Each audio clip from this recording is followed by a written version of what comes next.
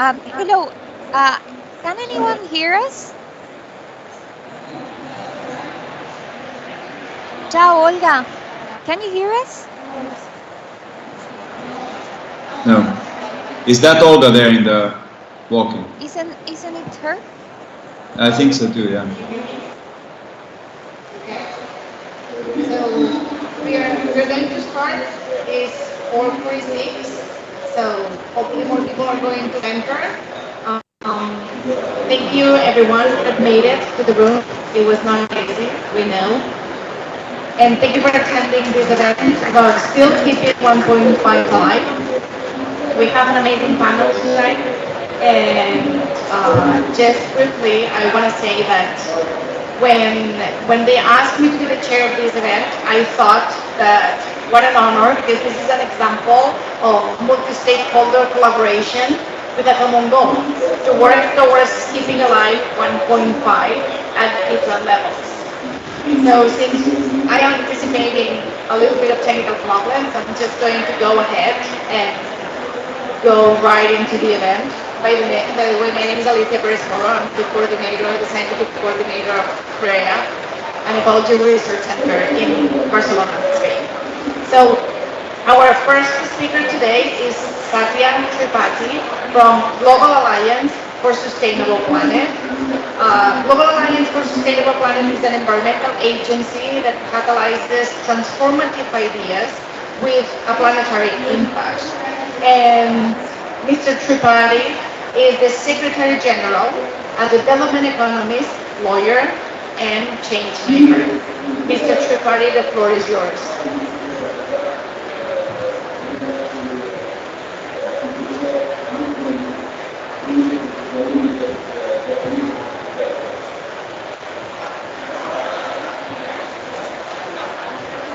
Good afternoon, ladies and gentlemen. And thank you to the organizers for inviting me.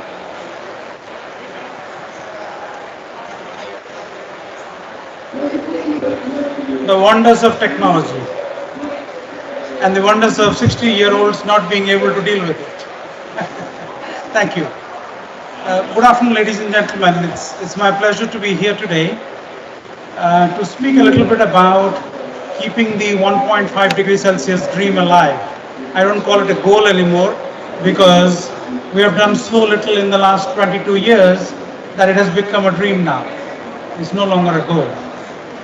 The newly defined NDCs, the ambition that member nations have put forward, gives us very little to hope that we'll be under 1.5 degrees Celsius because as per the emissions cap report, the revised NDCs together don't even add 1% more to what was already promised.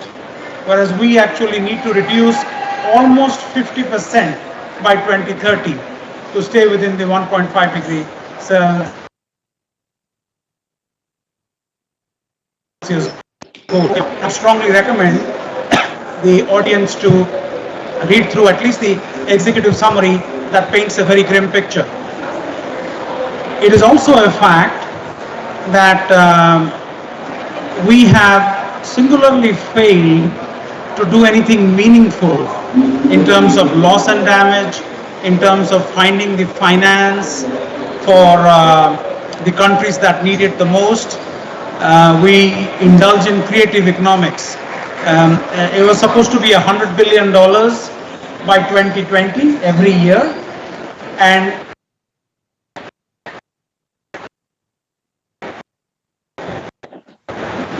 so there is no $100 billion. And the reason is this: we're having the wrong conversation. The global GDP is about 30% in the public sector and about 70% in the private sector.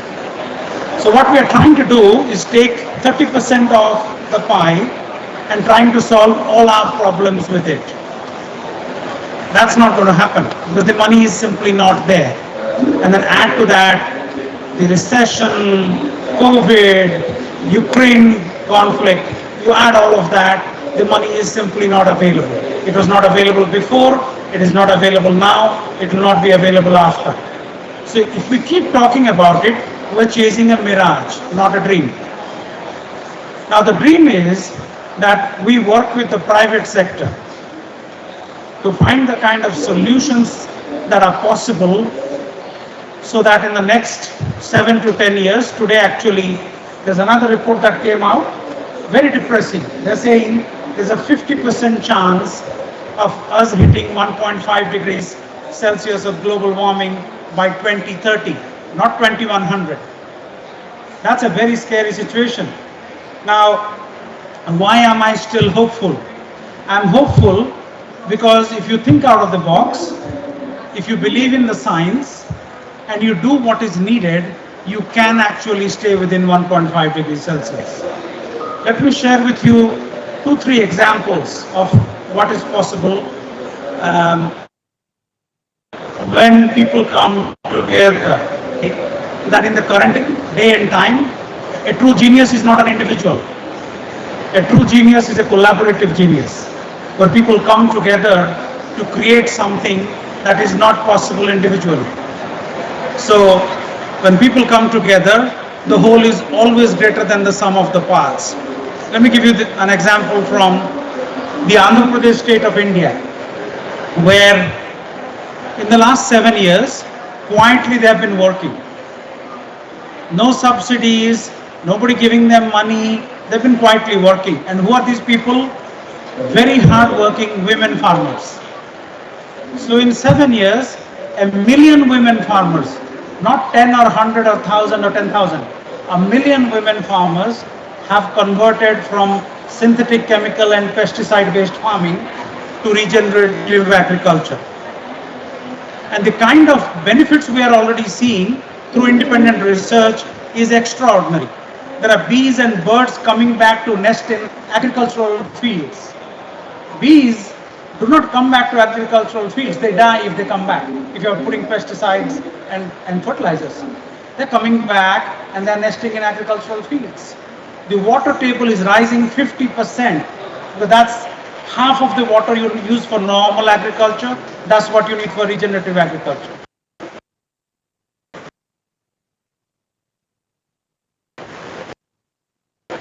Here is now spending $30 billion as fertilizer subsidies.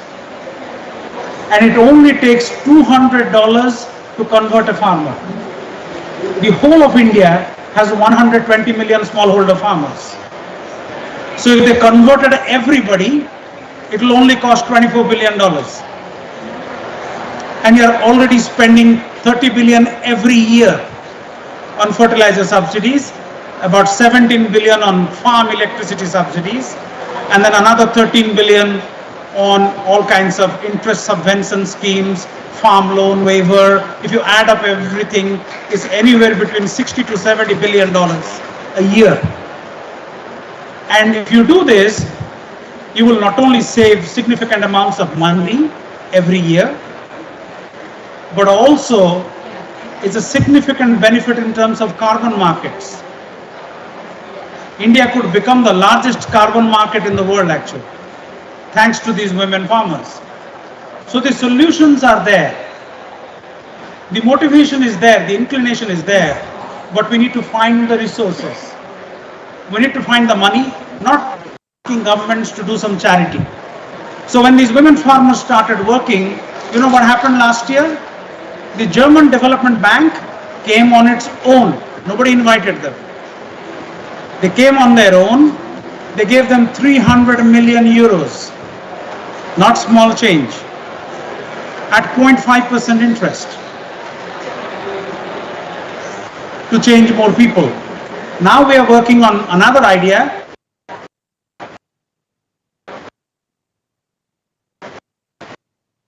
With to build 13,000 storage areas across the entire state of 55 million people, so that farmers can keep their things in the cold storage, in the dry storage, the cereals and the grains, everything in a safe place, and sell it at a time when the price is right. To give you an example, at harvest, if you're selling tomatoes in India, you get about $10 cents per kilo. 3 months later, the same tomato sells for 30 cents. So if the poor farmer can keep it in a storage that is protected, safe, he can actually sell it for 3 times the price. Imagine what that does to people at the bottom of the pyramid. Then they can be the solutions, not a problem. So that's where we need to find the solutions, and when we bring them together, build virtuous partnerships. 2 months ago, on 26th of August, we catalyzed a partnership with an organization called Pablo for the Oceans, who patented ocean plastic.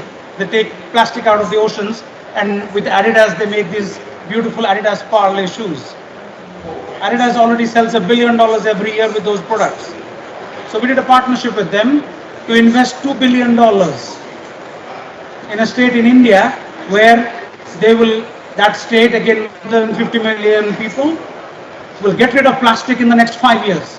It will be the first such place anywhere on the planet. You need to think positive. Stop complaining, you know. They are in the wrong, we are in the right, and they did everything. You can do that. I'm not stopping anybody from doing that. If that makes you happy, please do that. But that's not the solution. The solution is in believing in yourself and doing something that has purpose, that has meaning, that has action, and that has results. Then we will have a solution that is on a planetary scale. Otherwise, we'll keep talking, and 1.5 degrees Celsius will be knocking on our door very soon. So if you ask me, am I hopeful? Absolutely. I live in hope. I actually trade in hope every day. Everybody I meet, I say, let's do something. I was just in a meeting with the agriculture ministers of the Americas. And I told them, you need to become champions. We'll be shadowing you, we'll be behind you. We are not the leaders, you are the leaders. If you lead, we will follow. And we'll do extraordinary things together. There is no dearth of money. The banks actually want to put money in something that gets them returns. So we keep talking about there is no money, there is no money. That's not true. There are no ideas. We need to find the ideas, we need to make the right things possible, then money will flow like water. And I have seen it myself in the course of many decades of work, that you never run out of money if you have the right ideas. Thank you. Thank you very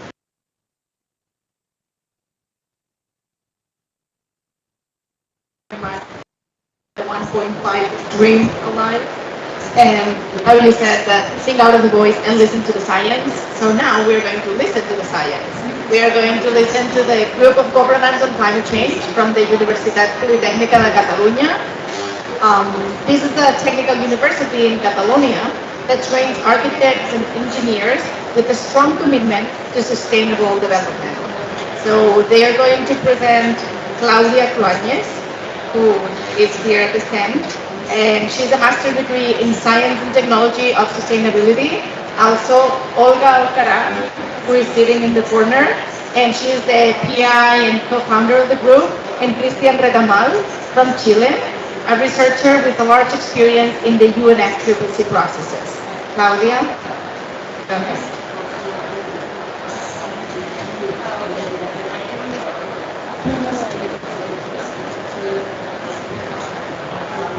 Okay, yeah, thank you very much. So, good afternoon, everybody, good evening. So I'm Cristián Retamal, as it was introduced by our moderator. Just as a matter of organization, we have prepared some slides. I'll introduce myself to the concept of equity, then my colleague Olga will present the model that we've developed, and then Clàudia will be presenting some work we've done recently on the net zero pledges. So next slide, please. Basically, that's what I just described. So as a matter of introduction, Clàudia, please, the next slide. We know there is a direct relation between the global average temperature increase and cumulative emissions of CO2. Then, as our temperature goal is finite, that is 1.5 Celsius degrees, the amount of CO2 that we can release to the atmosphere before crossing the 1.5 threshold is also finite. Such amount of CO2 is known by the climate scientific community as the global carbon bucket. and is represented in the bottom part of this slide. It represents the total amount of CO2 that we as humanity can still release into the atmosphere before exceeding a certain level of temperature increase. Parties in the negotiation room also refer to this global carbon budget as carbon space. According to the sixth assessment report of the IPCC, the global carbon budget for 1.5 is 400 gigatons of CO2. Then the big question is how much CO2 could each country still emit? Next slide, please. On the other hand, in the Paris Agreement, we have several provisions on equity. Article 2 indicates that the agreement will be implemented to reflect equity. And also in Article 4 on mitigation, the agreement indicates that efforts to achieve the emissions neutrality should be implemented on the basis of equity. Moreover, here at COP27, we confirm that the equity issue is a central element of the ongoing negotiation for some parties. For example, in the GSP process, but also in the mitigation work program discussion. Then the question is how equity could be operationalized for the mitigation dimension. Next slide, please, Pablo. So the IPCC already back in 2014 with the fifth assessment report suggested certain criteria to be considered for the assessment of mitigation efforts from the equity perspective. These are equality, in the sense that we should transit towards scenarios where we all have similar emissions per capita.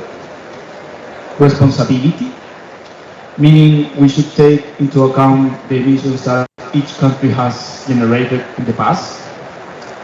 Capacity, in the sense that those who have more income should do more. And also the right to development, meaning we should also consider the development needs of each country. Next slide, please. And then I give the microphone to my colleague Olga. Good afternoon. I will present the model of climate justice developed by our research group that we use in order to distribute the remaining global carbon budget according to equity criteria.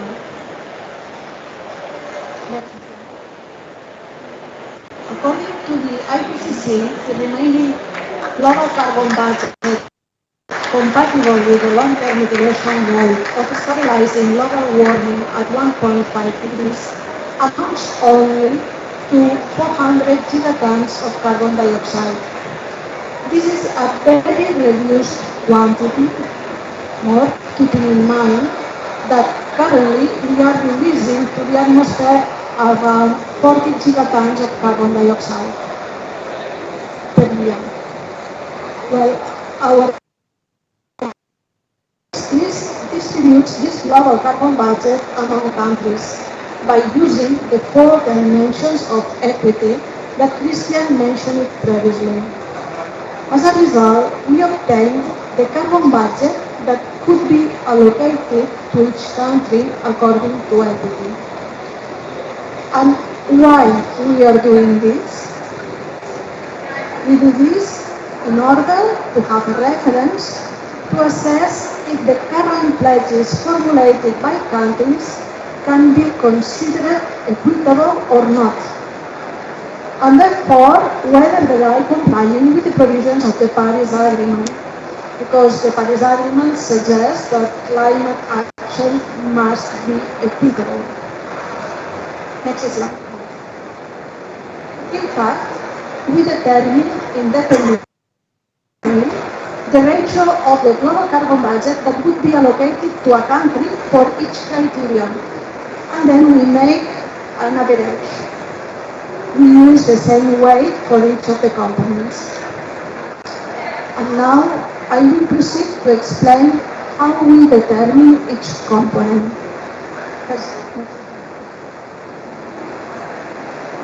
The first component is equality. Determining the percentage that a country would be able to use based on the principle of equality is very simple. This percentage is the same as that of the country's population in relation with the world's population. As you can see in this map, the larger the country's population, the larger the fraction of the global carbon budget that corresponds to it. That is why India and China are the countries that obtain a greater percentage. But as we have said, equality is not the only component of fairness. Let's now see how we incorporate the principle of responsibility. The indicator we use to assess historical responsibility is the cumulative emissions per capita in the period 1990-2019. We calculate this indicator for all countries and identify the extreme values, that is to say the country with the lowest historical responsibility, that is Bhutan, and the one with the highest, that is Qatar. Based on the historical responsibility indicator of each country and using these extreme values, we determine the historical responsibility index, an index ranging from 0 to 1. This index is used to calculate the percentage allocated to each country. This percentage is proportional to the multiplication of the population by the result of 1 minus the responsibility index. In order to be able to compare between countries, in the map, we plot the percentual discrepancy between the distribution obtained based on the historical responsibility and a distribution based on the principle of equality. In red appear the countries that, due to their high historical responsibility, have a lower percentage than the allocated using an egalitarian distribution. And in green, those who, due to their low responsibility, would receive a higher percentage than the one obtained on the basis of equality. The countries of the map that appear in white, like Egypt or Mexico, are those with a neutral historical responsibility. And it means that the percentage allocated to them, according to the historical responsibility dimension, is the same than the according to an egalitarian distribution. Okay. The third dimension of equity is capacity. The indicator we use to assess the capacity is the current GDP per capita. We calculate this indicator for all countries and identify the extreme values. That is to say, the country with the lowest figure, that is Burundi, and the one with the highest, that is Luxembourg. We determine the capacity index and then we use it to calculate the percentage allocated to each country. Like we have done previously on this map, we present the percentual discrepancy between the distribution obtained based on capacity with respect to an egalitarian distribution. We can clearly see in red the countries that, due to their high economic capacity, have a lower percentage than the allocated using an egalitarian distribution. And in green, those who would receive a higher percentage than the one obtained on the basis of equality. And this model also aims to assess the right to sustainable development that, according to the Paris Agreement and the Climate Change Convention, must be preserved. We assess the right to sustainable development using two indexes widely recognized and that are calculated for nearly all countries. The Human Development Index, reported in the Human Development Report by the UNDP, and that measures that level of development of a country. And the other index we use is the Sustainable Development Goals Index, which measures the degree of achievement of the SDGs using 94 indicators of the 17 SDGs. You can see in the map that in this case, the most favored countries are some of the African and the South Asian countries. Next slide, please. And finally, in this map, we can find the result of the whole model of climate justice that considers all 4 dimensions that we just presented. We can clearly see that it's very important to not confuse equity and equality. When incorporating the different dimensions of equity within our models, the differences become even more obvious. The countries that have the major challenges to develop and those that would need to use a larger carbon budget that they would be given based on quality. But the problem nowadays is that the current commitments do not even consider the equality criteria. Well, now I give the floor to Clàudia, who will present the analysis we performed of the net zero mitigation pledges using this model. Thank you so much, Olga. I will now present the analysis of the net zero pledges that have been communicated within the long-term strategies with the parties submitted to the UNFCCC. In this analysis, the carbon consumption that each of these commitments would imply have been calculated, and they have been compared to what would correspond to each country considering an equal distribution of the remaining global carbon budget, and also taking into account the model of climate justice Olga just explained.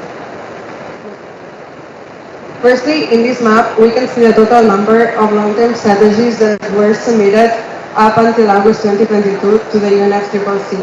And we can see that in total, only 51 parties submitted them, including the European Union of 27. To date, only 4 more parties submitted their long-term strategies, so 55 in total. But still, these results are far from what was expected after the call made by the Glasgow Climate Pact that asked all parties to present their long-term strategies throughout this year, 2022. Furthermore, if we look at these 51 parties that we have analyzed, only 20 parties presented net zero pledges. As you can see on the left side of the slide, these countries are classified between Annex 1 parties and non-Annex 1 parties, which shows that over half of the net zero pledges were announced by non-Annex 1 parties. Now here's how we developed our methodology within 3 steps. First of all, on the one hand, we evaluated the carbon budget that these net zero pledges imply considering their cumulative emissions until they reach carbon neutrality. On the other hand, on the bottom line, we calculated the global carbon budget that would need to be consumed by each party according to the equity criteria. And finally, we compared both of these methods. So we compared the carbon budget that will be consumed by these parties until they reach net zero, and the carbon budget available allocated according to the model of climate justice that we just presented. Overall, we have seen that only 20 parties that presented net zero pledges, and that they represent 37% of the global population and 58% of the global emissions. And then that the remaining global carbon budget available from 2020 until they reach net zero emissions would be of 400 gigatons of CO2. However, the total amount that will be consumed by these 20 parties according to their long-term strategies will already exceed this amount by 31 gigatons of CO2, as we can see in the paragraphs below. On the left side, the remaining global carbon budget is shown, and then on the right side in red, we can see the consumption of the global carbon budget by just these 20 parties. Then, on this table, starting from the second column, we can see the carbon budget that could be consumed until reaching net zero emissions. And then on the third column, we can see the carbon budget per capita and per year that would be consumed by these 20 parties from 2020 until reaching net zero emissions.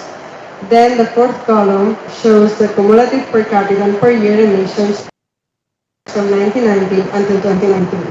And finally, the last column shows the carbon budget per capita taking into account the model of climate justice. So from this table, we have come up with the following key takeaways as a result of our evaluation.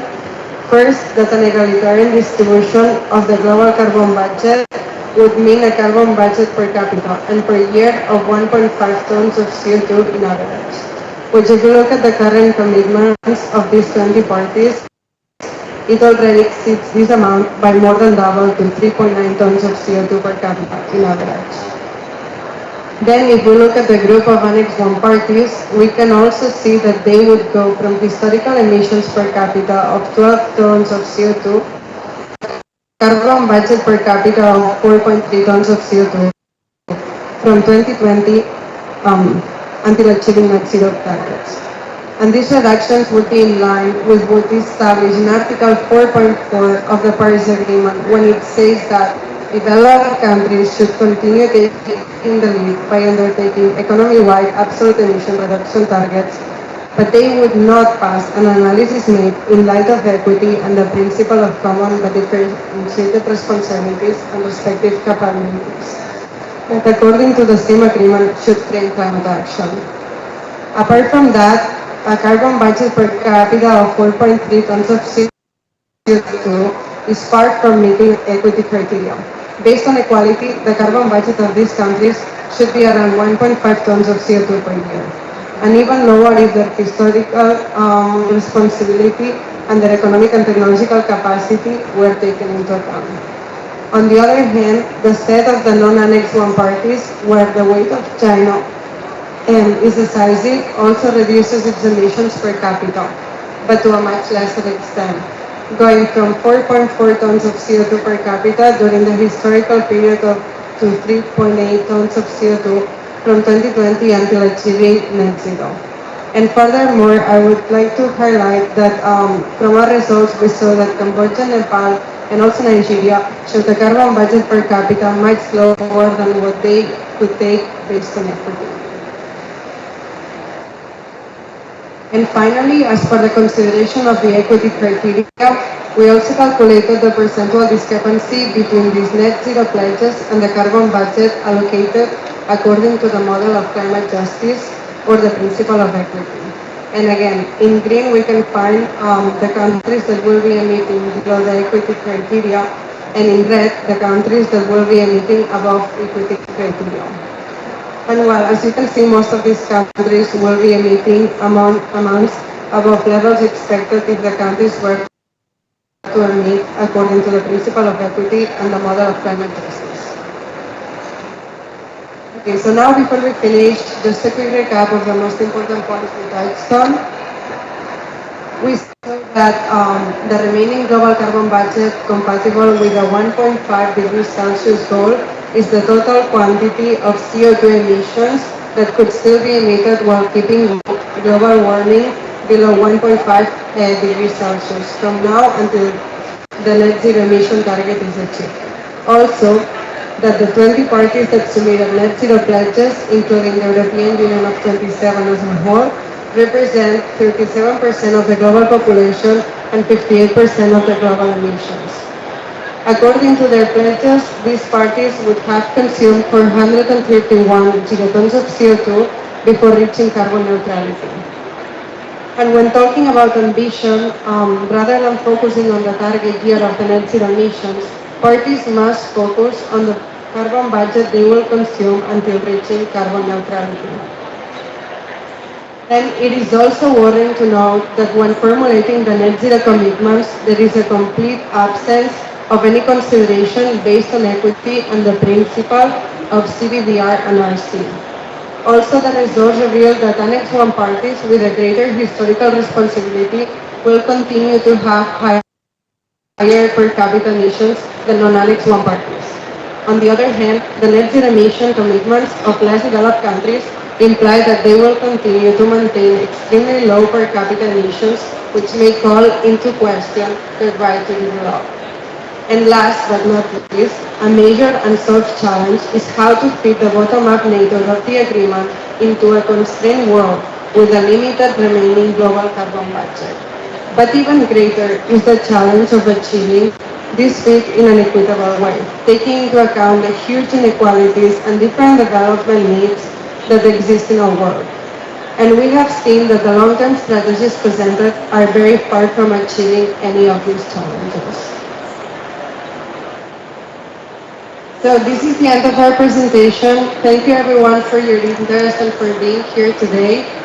The work behind this presentation has been carried out thanks to the vision and commitment of the following people: Olga Alcaraz, Clàudia Cruanyes, Cristián Retamal, and Barbara Sureda and Albert Turon. We will be pleased to receive your suggestions and comments at olga.alcaraz@upc.edu. Thank you so much. Thank you very much to the group of governance on climate change. And since we don't know if we are going to have time for questions, I suggest you you're gonna wait. To write down the email from Olga, so don't forget to send for questions. So now to our next speaker, which is the Climate Scorecard. The Climate Scorecard is an international NGO that tracks the top 25 greenhouse gas emitting countries, and here, representing this international NGO in person, we have Pablo Necoechea, who is the Mexico country manager and energy, environment, and sustainability manager at Tec de Monterrey. Also online, we are going to be Ronald Israel, who is hopefully watching online on YouTube. I don't know where the camera is, but hi, Ronald. And then Liana, Mehrin, and Pooran, Prande. Ronald Israel is the co-founder and executive director of the Global Citizens Initiative, and we have a video from him. Hi everyone, my name is Ron Israel, Director of Climate Scorecard. For the past 5 years, we've been tracking policies and programs that affect the amount of emissions in leading greenhouse gas manufacturers in the world. You can learn about our work by visiting our website, www.climatescorecard.org, and you can see our country posts there, and sign up to be a member of this global monthly report. We've discovered that one of the barriers in tracking greenhouse gas emissions is the absence of reliable data that's available on a less than annual basis, monthly, quarterly, or semi-annually. There are excellent data sources that are published annually, such as those produced by the International Energy Agency, Climate Watch, and UNCCC. However, recently there's really useful data that's available on a less than annual basis. And the data that is available annually often is for years prior to the publication of that data.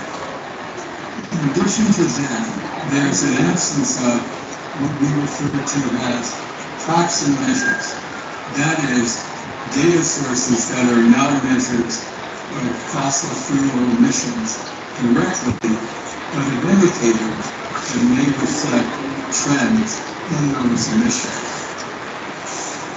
So, for the past year, we've been working with our country managers to find the answers to two emissions-related research data questions.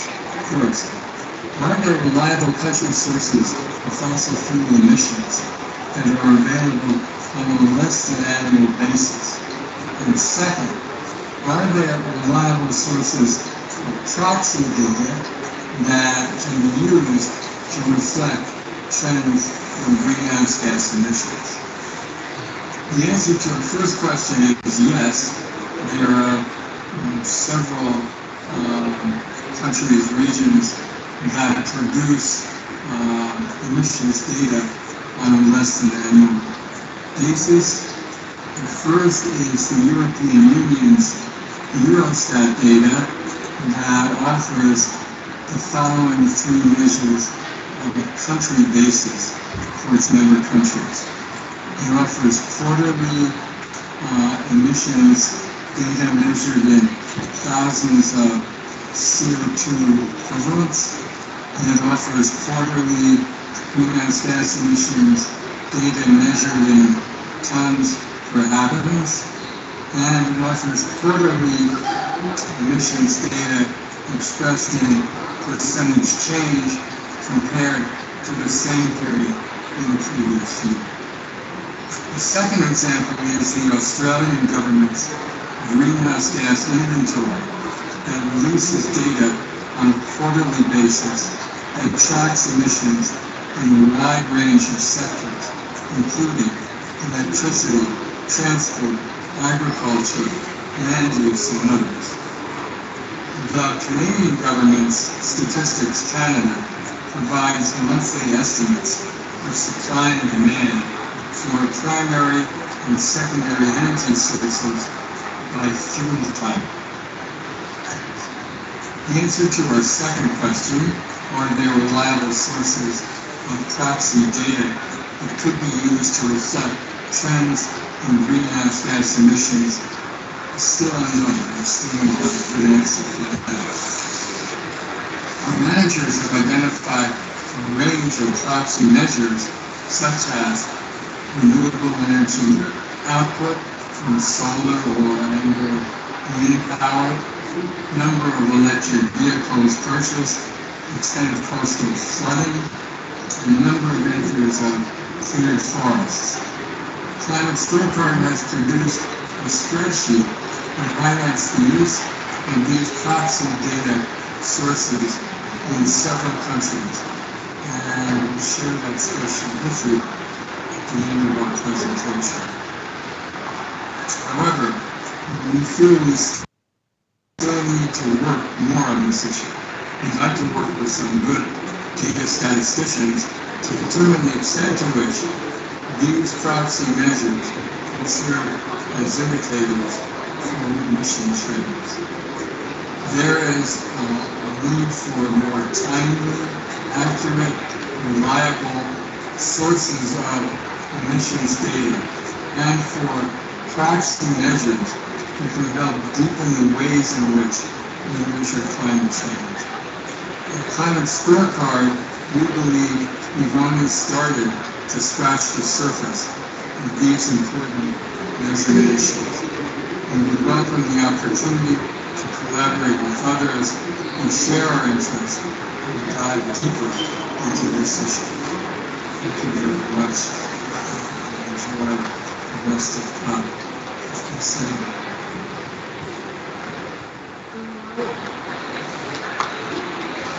So now to our next speaker from Climate Scorecard, Pablo David. Oh, you're going to play the videos first, Olga? No. Oh. So Pablo David, the floor is yours.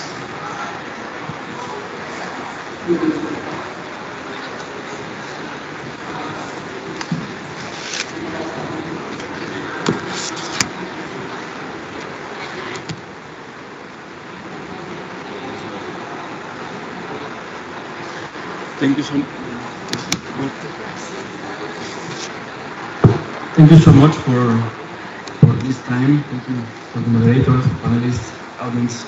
My name is Pablo Necoechea. I'm Climate Scorecard Manager from Mexico. I'm also a National Manager of Energy, Environment and Sustainability at Tec de Monterrey. It's a pleasure to be here and to share some thoughts. Today was a very important day for Mexico. The government announced a new climate target, some kind of ambitious. In 2015, the government announced the target to reduce 22% by 2030, and today the government announced to reduce the 30% to 2030. So it's an increase of the ambitious climate, but it's not enough, because as the IPCC recommended, the correct target should be 50% by 2050. So the question is how to reach those targets. Who is in charge to reach and to overpass those targets? But the work is for every of us. It's not only the government involved, the societies, academy, universities, and private sector. But also from the government, we need a framework, a policy framework. Also, we need programs, we need actions, we need national targets, and also we need renewable energy projects as wind, solar, wind, hydrogen, hydroelectricity. Also, we need electromobility. Also, we need reforestation. Also, we need emission trade system, and also we need educational process.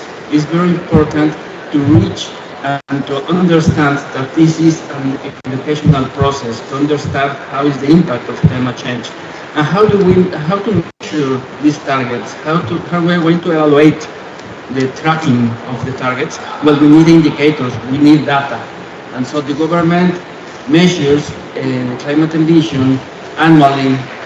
For example, for the CO2 emissions, the government annually measures tons of CO2, and so we can track those movements, and also we can recommend some policies. But this is not only the work for the government, because climate change needs companies, needs society, needs university, so we can help the country, we can help the world from our side. From the side of the individual responsibility, well, we can do our own decisions, our daily decisions, thinking in our future, thinking on the resources.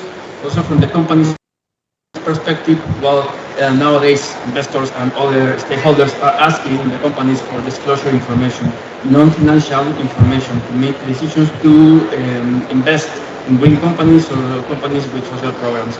And from the government, well, we need special frameworks to create with the environment to develop sustainable development. And from universities, we need to create new knowledge. We need to create new knowledge, and also we need to collaborate with all the actors, with the government, with companies, and with society. And as I mentioned, I work on Tec de Monterrey, and Tec de Monterrey, we have a lot of things to share with you. Last year, we published our sustainability plan and climate change by 2050. And it's integrated with 6 pillars, which are culture, which are education, outreach, research, mitigation, and adaptation. And this is a part of our efforts to mitigate our environmental print and also to help the society to live in a better place. We have several important targets. For example, in the energy sector, we have, regarding our operations, we have a target of 80% of our energy consumed will come from renewable sources. Nowadays, we have sources from wind, from solar, and we are going to increase our photovoltaic systems over the country. And also, we have the target to reduce 20% in energy consumption per square meter. And also, we have the target to reduce 50% on our greenhouse gas emissions by 2020. But it's not all that. Also, we are ambitious in this effort, and Tec de Monterrey University has committed carbon neutrality to 2040. And to do that, we need to collaborate with our partners. We need to impulse our culture, organizational culture in all the campuses. And this is important because Tec de Monterrey has 26 campuses over the country with more than 22,000 students and with more than 94,000 students and 24 collaborators and professors. So there is a big impact regarding the activities of the Tec de Monterrey. With this plan and with strategies, we want to help the country, the world, to live in a sustainable development together. So not only the government, not only the companies, not only society, not only the universities can help do this do alone. So we need to collaborate among all the actors to become and to overcome the targets that we already have, and also reach sustainable development in Mexico, not only in Mexico, not in the world. So thank you so much for your time, and that's all. Thank you very much, Pablo. We have two more videos from two more people at Climate Scorecard. The first one, I believe that is Liliana Mehrin. Hello, my name is Mehrin, and I am Climate Scorecard's country manager for France. Today, I'm going to share with you my favorite data source for about. I'm sorry because we are not seeing. We didn't see it on the screen. Thank you.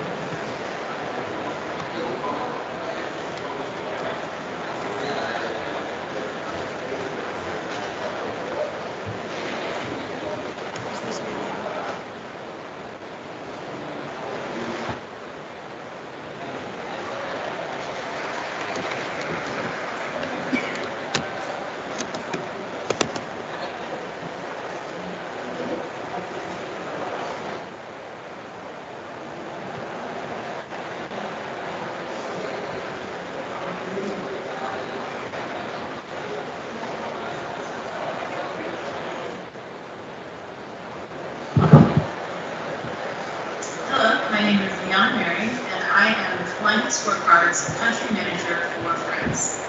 Today, I'm going to share with you my favorite data source for evaluating trends in greenhouse gas emissions in the European Union, as well as discuss proxy measures for emission trends in France. In 2021, quarterly greenhouse gas emissions within the European Union and its member states became available for the first time, with estimates published from 2010 through 2022. These quarterly greenhouse gas emissions are compiled and published by Eurostat, the statistical office of the European Union.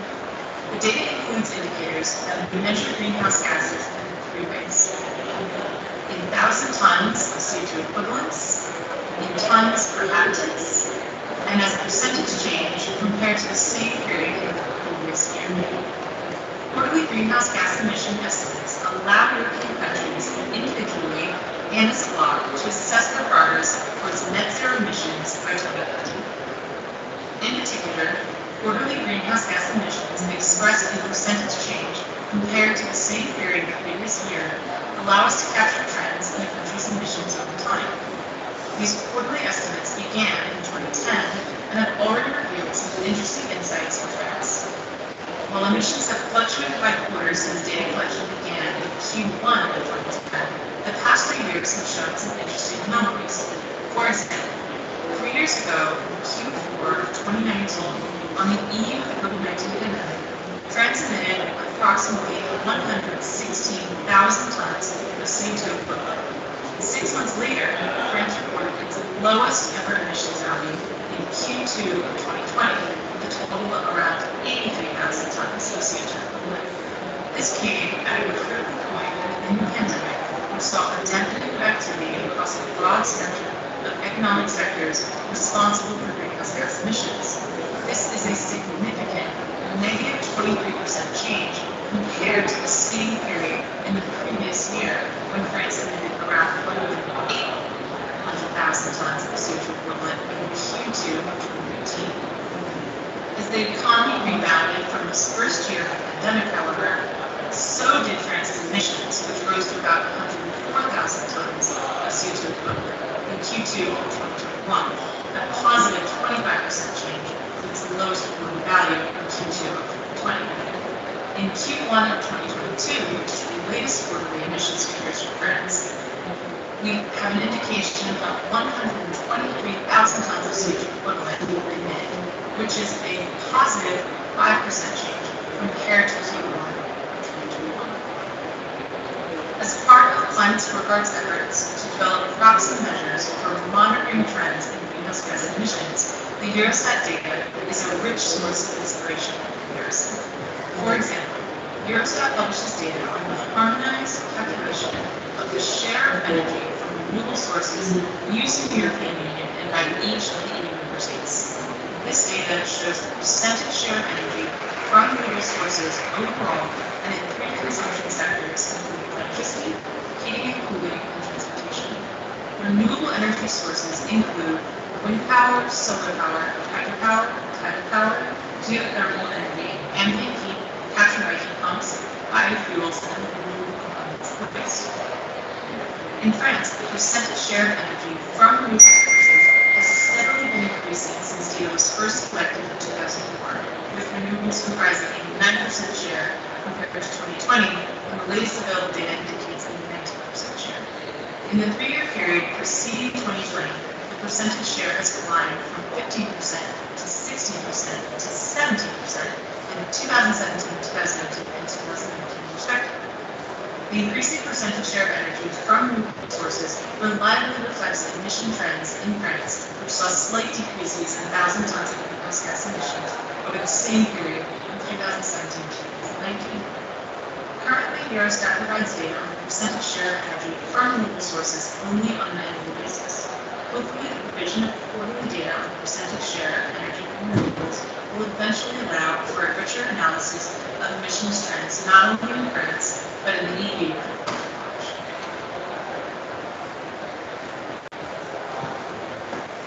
On the side, chicken Alvarez, thank you, Liana. And now we have a second video from Pooran, Prande. Thank you for listening to the panel. Very clear. I took out traditional parts for which are organic.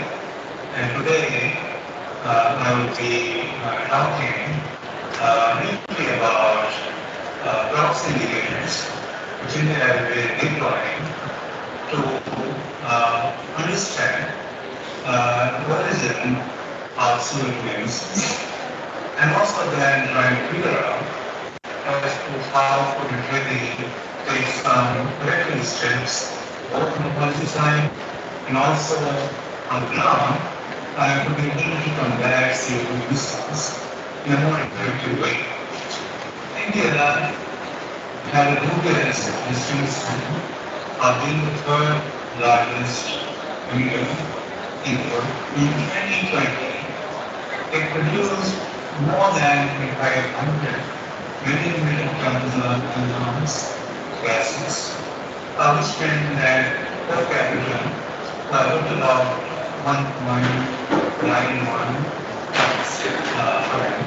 India also emitted 3 gigatons CO2 of greenhouse gases in 2020, and that has also played out on a variety of aspects and elements, including on the health of children, old age people, pregnant women, and those who are disabled.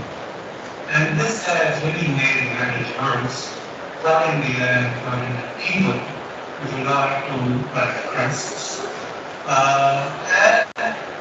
In India, we really look at kind of areas which contribute optimally at the maximum level to CO2 emissions include agriculture, industrial processes, land use patterns, and the waste.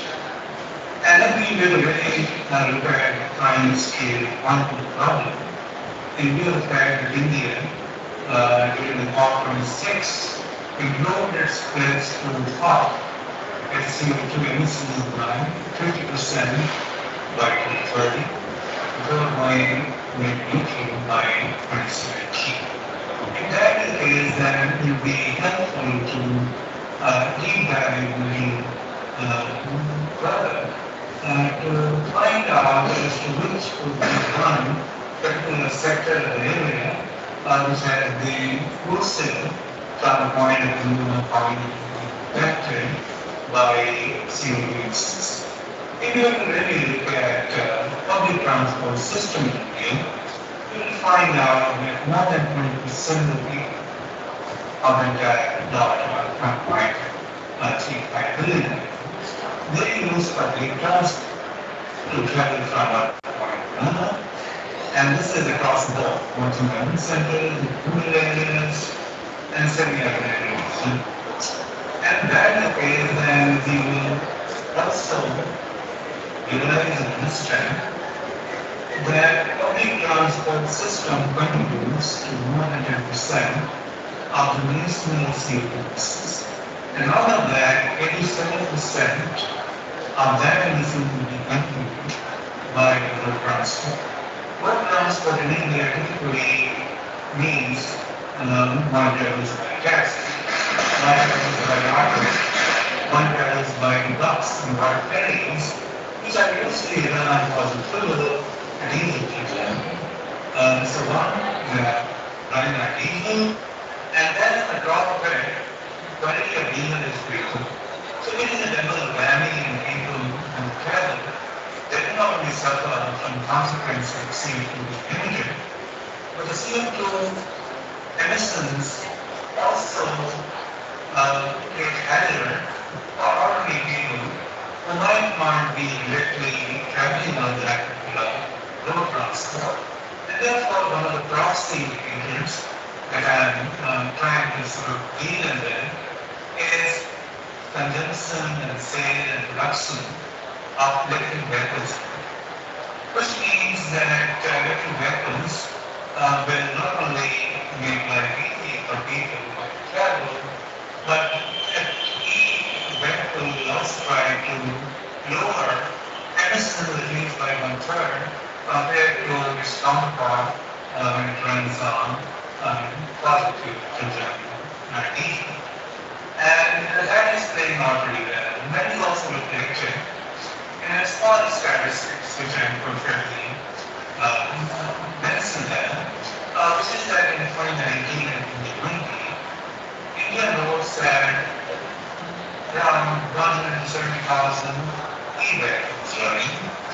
By the time we came to 2020-2021, the number went sharply up to 400,000 e-vehicles on roads. And by the time we look at 2021-2022, the number is even higher. It had 440,000 e-vehicles.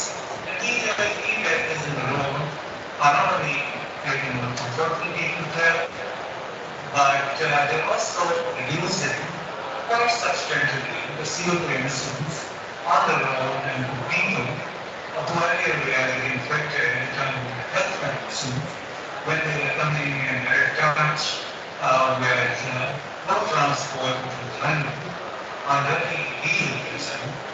So the statistics is very clear. From 2019 up until 2022, e-vehicles on the roads will be saving some 20 million kilograms of CO2 emissions reduction, which is a pretty good number. And Indian government, private sector, and civil society, they're all coming together, including financial institutions, they're all coming together to see how an e-vehicle such a story in India could be replicated far and wide in the country, and a secret how it would become very effectively cut CO2 emissions by 50% by 2030 and achieve net neutrality before 2070. This is the kind of improved that we made during 1.6 last year and last year.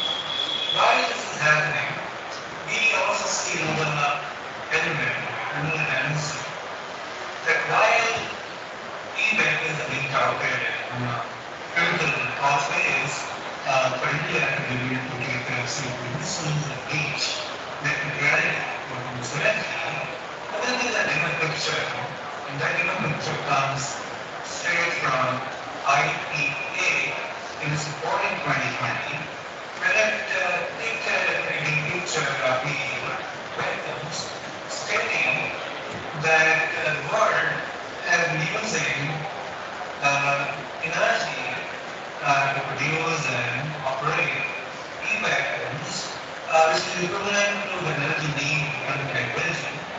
Therefore, one thing could be safely said that while e-vehicles are not really going to do the whole task, of helping the government and society and communities to be able to cut CO2 completely.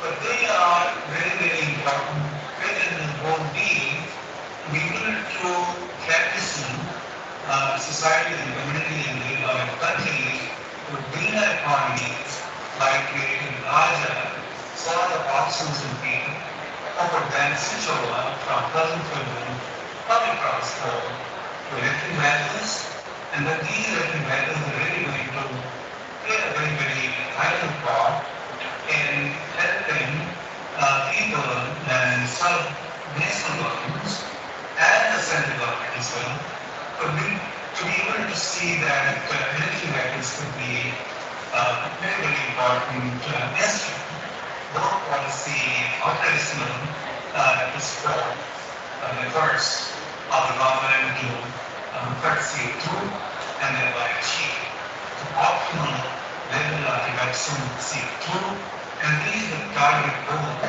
of cutting the emissions by 50% by 2030 and achieve that neutrality for the country all before 2017, which is the time that we pledged with the Prime Minister last year, bringing forward the 60 plus.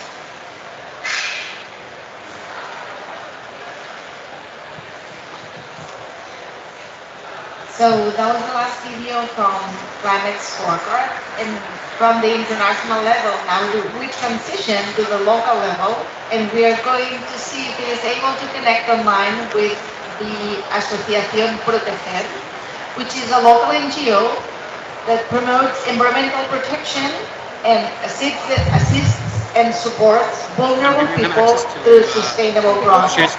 Hopefully, joining us online, we have Olga Vivian Piñero, and Richard Siren. Let's see if we can they're already hosts. A few of them are hosts now, so they can share screen. Okay. Oh yeah, we have it here. Hello.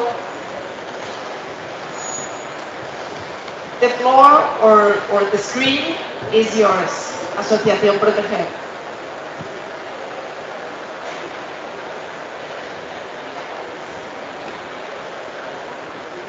Hello everyone, can you see our screen? Thank you. Can you hear us? Thank you very much for the introduction and greetings to the room at COP27. We're very happy to have the opportunity to present in this side event, even if it's online this time. Next slide, please.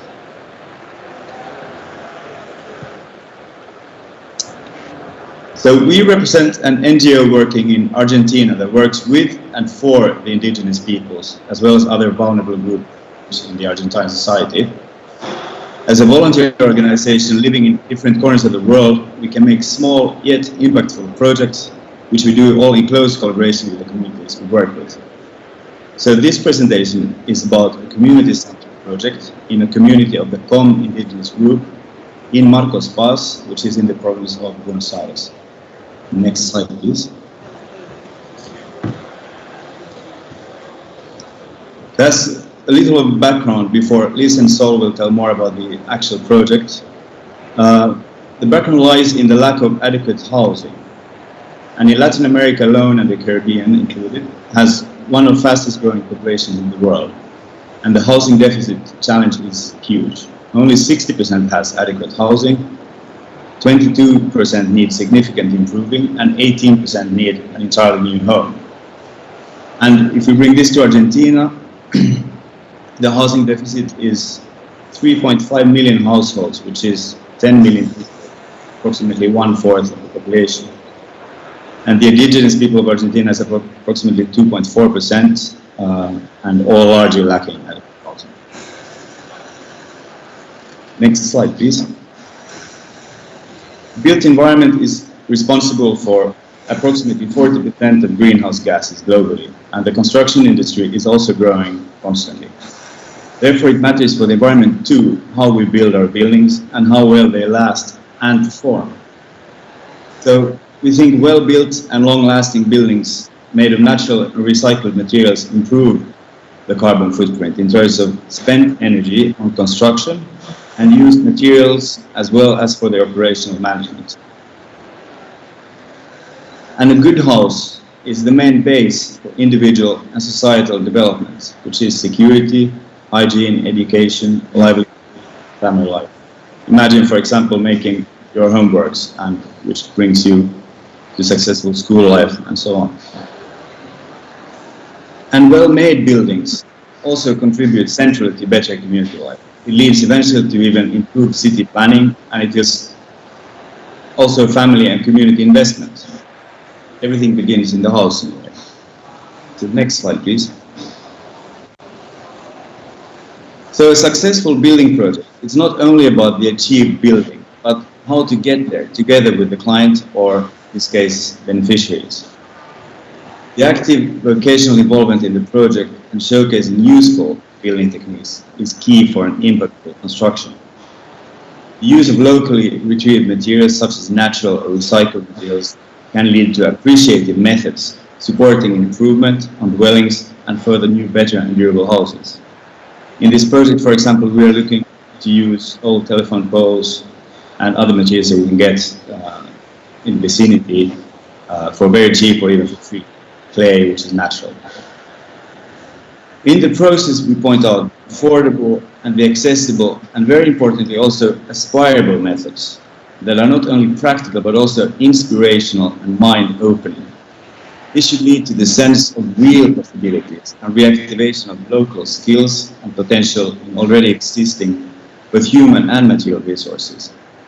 We think that every new construction project can have an impact with significance and which can spread and be replicated. And here I give over to Sol. Next slide, please. Thanks, Richie. The 19 de Abril community is originally from impenetrable Chaqueño, in the province of Chaco. This indigenous community used to be nomad and hunted with a sustained economy. After several migrations in 1983, they moved to Buenos Aires province and settled in poor houses located in Dock Sud, one of the most populated petrochemical centers in Buenos Aires. Due to the high contamination level of land, in 2002, the community gained the communal property of 5 hectares as communal land in Marcos Paz. 2 years later, in 2004, a public program called the Federal Houses Plan began the construction of houses for the community. They were finally able to relocate it in 2007 and they received 20 homes. Next slide, please. Currently, 36 families belong to the 19 de Abril communities of Marcos Paz. Since only 20 families have access to houses, the remaining 6 families live in precarious food settlements. This is nowadays a strong need. The 20 houses hasn't got a holistic design. There was not infrastructure for water, wells, or clean energy. Currently, they use underwater, they do not treat sewers, and for energy, they use gas cylinders and prepare energy sources. They face it adversely every day. Some members of the community make a huge effort to support each other and strengthen solidarity between them. One of the family transformed the dining room as a lunchroom to feed the kids of the community. The women of the family prepare the meal. Regarding the language, they speak Spanish, while the Kun language is not used frequently. Next slide, please. One of the sources of income from some of the members is the art craft sales. The community make various art crafts, which tell us about the ancestral culture. In the photo to the right, you can see 2 women from the community sharing their craft. They are showing her craft and handmade baskets. Other members of the community make bows and arrows. These products are usually sold at fairs. I will give the floor to Liz Piñero.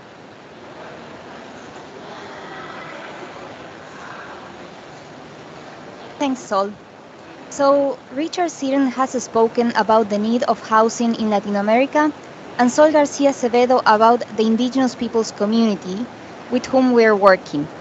As a small NGO, we identified that the project with which we can support this indigenous peoples community is the construction of a community center. Why is that we detected the construction of the community center as the objective of the project? Because there has been a historical need from the indigenous peoples community for a communal space since the relocation of the community. The community center would be space to share the culture, to teach and learn the Guam language, and to hold events and receive guests from other communities. How we would construct the center? We plan the use of bioconstruction techniques and materials to the extent possible to build the center. To this end, we plan to do workshops in bioconstruction, to build the community's capacities in bioconstruction to be deployed in the actual construction of the center, and that can be replicated in the construction of their own houses. This is connected to the issue of housing that Richard was briefing us about. Lastly, the project would ultimately improve the livelihoods of the community, as the community members would have additional skills as builders. So, the objective of the project is, firstly, the actual construction of the community center, and secondly, build the capacities of the community members to apply bioconstruction techniques in building the center, their own houses, and the improvement in their livelihoods as well. So, the phases of these projects are, first, the initial visit to the site in which the indigenous peoples community live. We did that this year in 2021, and we conducted a needs assessment as Sol García Acevedo described. We posed questions about to understand the current status of their needs and where they wanted to go regarding housing, public services, and language. From this step, we arrived to the conclusion that we could help the community with the construction of the center. The second step was to co-design the community center with a participatory approach. We organized a workshop with the heads of the community to get their feedback on the idea of the center. We did this at the beginning of this year, and you can see the pictures of that activity on the left. After that, we also conducted consultations with local experts on local materials and design. Especially, we contacted a local expert on bioconstruction techniques who would be providing the workshops on bioconstruction. Our next step is to do a final consultation with all the community, including women and young people, to get their feedback and engage them in the idea of the project. During the workshop, we should understand if we should further refine the project. After that, we will proceed to the fundraising stage and liaising with potential partners like the municipality, private companies, and other NGOs. The project will consist of the construction of the center and simultaneously have workshops on bioconstruction methods, on green roofs, walls of adobe and quincha, and plasters. This is the design that we presented to the heads of the community in the workshop we did this year. The design was created by Richard Siren, and as you can see, we envision a green roof to protect the community of heat waves and other adverse impacts of climate change. In the spirit of sharing our needs for financing, we presented at COP26 in Glasgow last year. And in the same spirit of looking for funding, we are presenting our project in COP27 here in Sharm el-Sheikh. To finalize the design and formulation of the project, we conducted a crowdfunding in which our families, friends, and acquaintances have collaborated with small donations to support us and the community in achieving this collective dream. And now I give back the floor to Sol, who will tell you what we are doing with the community in the meantime until we obtain the funding to carry out this project. Thanks, Liz. In the meantime, we keep working with the community. This year, in August, we celebrate Children's Day. That day, we did many activities to raise awareness of recycling, which are the importance of recycling and how to do it. We especially shared how to make eco bottles. We also carry out a plastic cleaning, and finally, we gave away books and school supplies for all children. Next slide, please.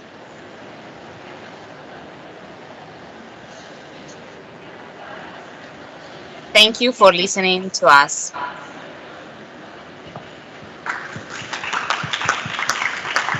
Thank you very much, Asociación Proteger. And I see that we still have a couple of minutes left, so I'm going to ask the audience if you have any question to ask to our speakers, both in person and online.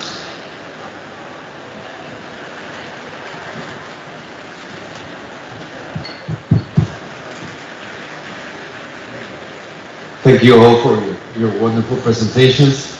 I have a question for you two. First of all, congratulations. I think this approach to quantify equity is very important. Most of the work is conceptual or theoretical about equity and justice. So I think this is really something very interesting. I have a question, and the question is, you're speaking about making operative a model of equity, but the model says it's about justice. And you were very clear in the difference between equality and equity. But then I see the model and it says justice.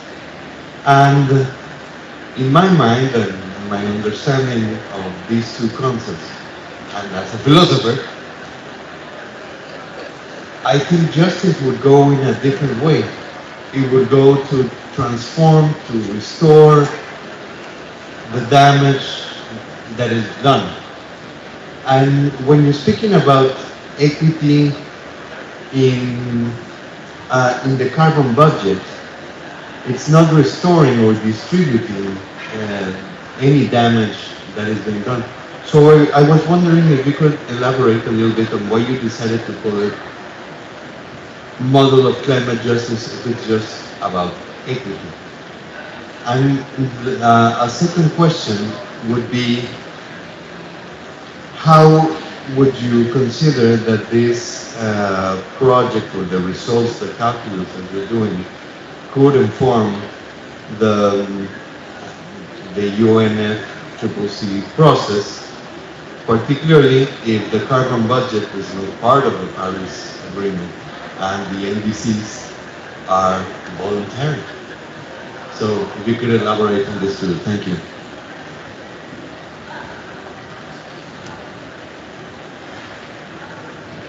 Hello. Yes, I fully agree with your considerations about justice and about equity. It's true.